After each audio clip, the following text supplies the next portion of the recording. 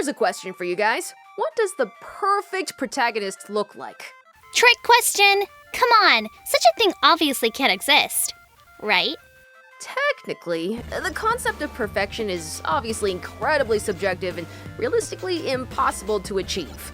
I mean, even the nature of the question is sort of meant to set you up. Sure, a character can exist that basically has no flaws. But depending on who you ask, though it's most people, that itself is the flaw. If a character has no flaws, it can suck them out of the story. Of course, characters without flaws are pretty rare. Stories are written by people, after all. And, like we said, perfection is subjective. But that's where the story's perspective and surrounding characters come in. See, no matter how perfect a lead character is or isn't, in a story where the author wants to get across that they're flawless, it's not left up to the audience to decide.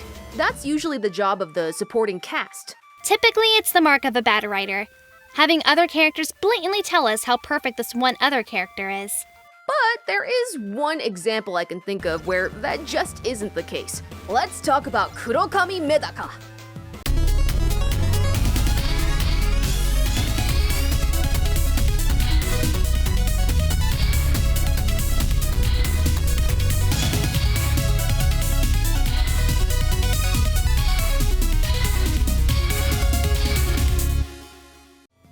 Full disclosure, when we set out to make this spotlight a thing, we really had no idea how much we could actually say about it. There is a ton of stuff to talk about from across the entire franchise. So for this episode, we'll specifically cover just the anime. We'll come back to the manga in another episode. There is a lot to unpack. So, let's begin! Right off the bat, leaving out the manga almost nullifies the main point I can make about Medaka Box as a whole. It's really one big meta-commentary on hero roles, thinly veiled as a message about ability and elitism in social classes. Or, well, it could be the other way around. We're still kinda trying to figure that one out. Yeah, but either way, characters like Kumagawa Misogi, a dude we are definitely going to be coming back to, really make that apparent. And then there's the title character Kurokami Medaka, the focus of this episode, and I think a really thorough deconstruction of the very concept of a Mary Sue. The term Mary Sue gets a lot of mileage on the internet, yet there's not a whole lot of agreement on what it means.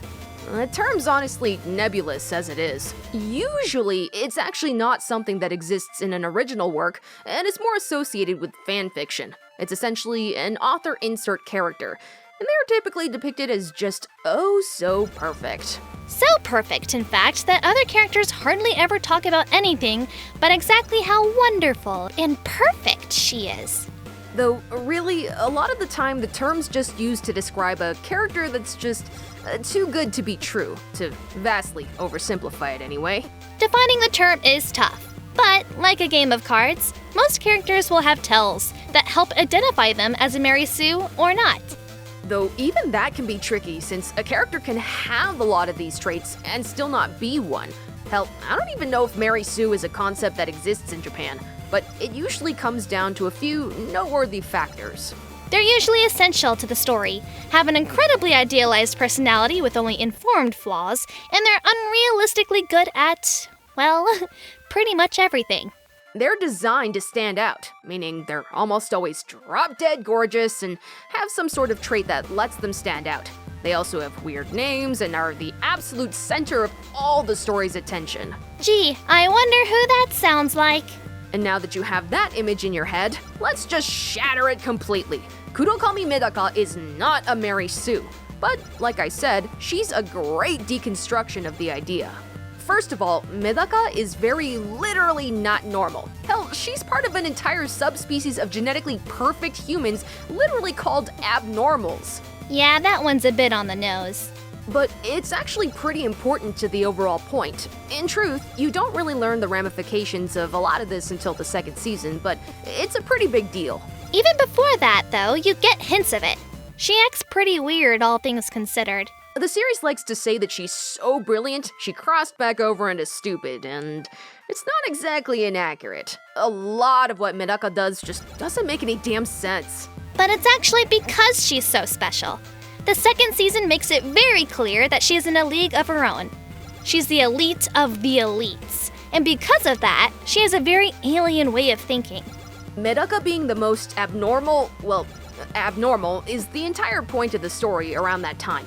She's so unbelievably beyond everyone else and thinks so differently because of it that she actually feels lonely because of it. She doesn't have any equals. She doesn't have anyone she can truly identify with. Even her closest friend, Zenkichi, doesn't understand her completely. He accepts that she is the way she is because he loves her. But they both openly acknowledge that they're not on the same level. And speaking of her friends,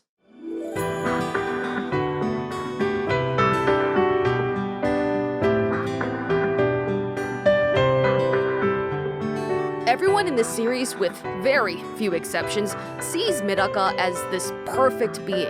Only 2% of the entire campus voted against her in the student council elections, after all.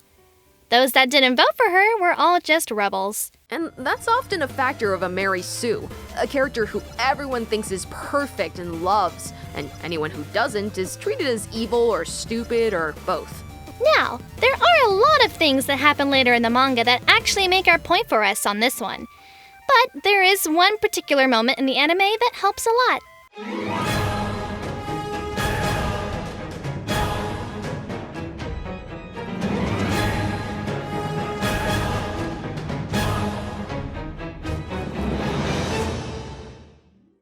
No lie, when I first watched Medaka Box and had zero idea that was coming, I completely lost it. I don't think I've ever seen a genre shift pulled off that way, but it was amazing.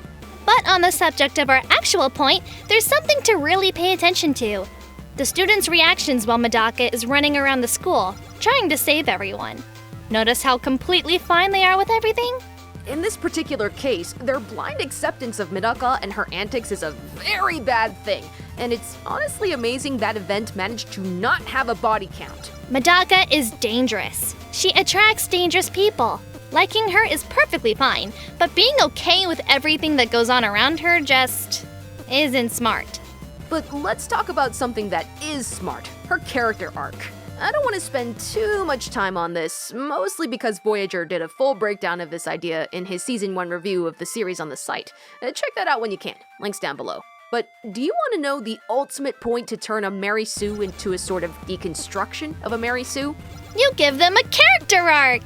It's honestly exactly that simple. But Riley, if a character's so perfect, how can they possibly have a character arc? Isn't that all about change?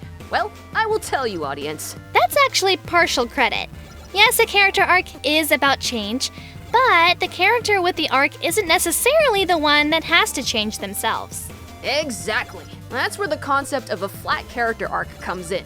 In short, a flat character arc is one in which the character in question doesn't change so much as they change the world around them. Characters like Toma, whose whole shtick is shattering people's delusions, usually with a mean punch to the jaw. Medaka's actually perfect for this. She's already basically a living force of nature. Zenkichi even describes her several times as having an overpowering personality. She already has a way of enforcing her own reality upon the world around her. So turning that into a flat arc where her resolve inspires others to become their own best selves makes a lot of sense. Usually, a Mary Sue does change those around them, but it's not so much an arc as just an effect they have without really doing anything relevant.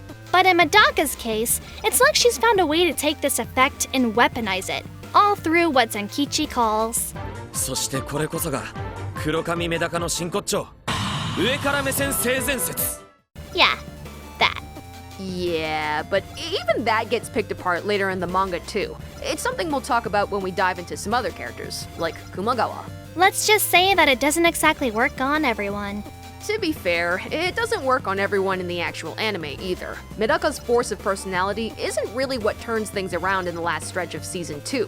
Hell, by that point, she needs saving. Kinda. But it's because of her own flat arc affecting the others that they were able to help her at all. It's what happens when writing comes full circle, really. A deconstruction, as I personally prefer to define it, is what happens when an aspect of a story is taken to a logical extreme. Of course, an element of a story can have a number of logical extremes, so there's no definitive way to do one. A lot of the time, it tends to be misused as a way of making a story darker and more cynical. But that isn't always the case at all. In the case of Kurokami Medaka, the deconstruction surrounds the concept of a character who is genuinely that perfect, that special, and that important. And we'll have a lot more to say about her in the future. Unfortunately, the series has really slept on, and it's not likely to get another anime season anytime soon. It's a shame, because it was just getting to the good stuff. For now though, what do you guys think of Medaka Box? Leave a comment below and give that like button a zap while you're down there. If you like these character spotlights, let us know what other characters you'd like to see us cover. We've got a lot more lined up, all throughout the rest of October actually. Yep, as part of a 3-week feature, Villains Month. Character spotlights on some of our favorite villains. Be sure to subscribe and ring that bell so you know when those go live. This has been a Bulletoon weekend. I'm Rila, signing off. I'm Riley, bowing out. Thanks so much for watching. Keep up the awesome, and Stay tuned!